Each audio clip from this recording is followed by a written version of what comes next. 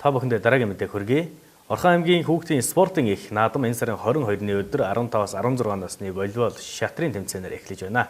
Тус тэмцээн нь аймгийн иргэдийн төлөөлөгчдийн хурлын нэрмжит болон зохион байгуулагдаж байна.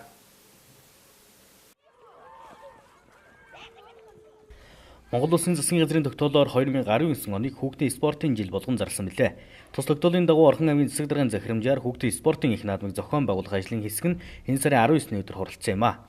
Хуралдаанаар спортын хэдэн төрлөөр аймгийн аврах шалгаруулах тэмцээнийг хийх, ямар төрөлд нь сонгон шалгаруулалт сорилтыг хийх ажлыг хэлэлцэн батлаж, зуны спортын 19 төрөл, өвлийн спортын 2 төрөл гэсэн 21 төрлийн хүүхдийн спортын их наадмын албан ёсны хөтөлбөрт оруулсан юм а. Харин сонгон шалгаруулалтын төрөлд спорт бүжиг, явган аялал, олс татлалт гэсэн нэр бүхий 6 төрөл, мөн пара болон хөгжлийн бэрхшээлтэй хүүхдүүдийн дунд дээрх спортын тэмцээнүүдийг зохион байгуулах юм а. 1-2 дугаар шатны тэмцээн бол 5 сарын 15 хэд үнгээ гаргана. За шигшээ тэмцээн бол 9-р сарын 9-өөс 15-нд Улаанбаатар хотноо болно.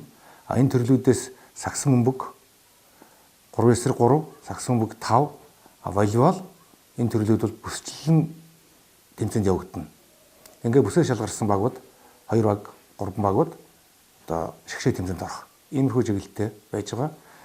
Тэгээ бид бол өнгөрсөн хүүхдийн спортын наадмуудад бид нар амжилттай ордог байсан. Үндсэндээ бол эхний 3-аас мултардаггүй байсан. Энэ жил бид нар бас зорилт тавьж байгаа. Эхний 5-д орно гэсэн. Яагаад гэвэл бол энэ жилийн нас их онцлог. 20 онд Монгол Улсын хэмжээнд Монгол Улсад Азийн хүүхдийн спортын наадам болно. Энэтэй уялдуулаад тэр насандаа тохирсон хэлбэрээр энэ жил явж байгаа. Жишээлбэл волейбол гэхэд 15, 16 насны хүүхдүүд волейболд орох шийд. Тэгэхэд волейболын өсвөрийн улсын аврагт 17, 18 ордог шүү дээ. Тэгэхэд энэ жилийнх бол 15, 16 таа орох. Тийм учраас нэлээд онцлог спортын насны онцлогтой юм тэмцээн явагдана. Энэ оны 3 дугаар сарын 5-наас самбокийн залуучуудын улсын аврах шалгаруулах тэмцээн хангар балаас зохион байгуулагдах юм байна. Аймгийн засаг даргын мөрийн хөтөлбөрт жилд 1-2 улсын аврах шалгаруулах тэмцээн юм уу бүсийн чанартай том тэмцээнийг зохион байгуулна гэж төлөвлөсөн байдаг. Үүний нэг нь самбокийн улсын аврах шалгаруулах тэмцээнээр эхлэж байна.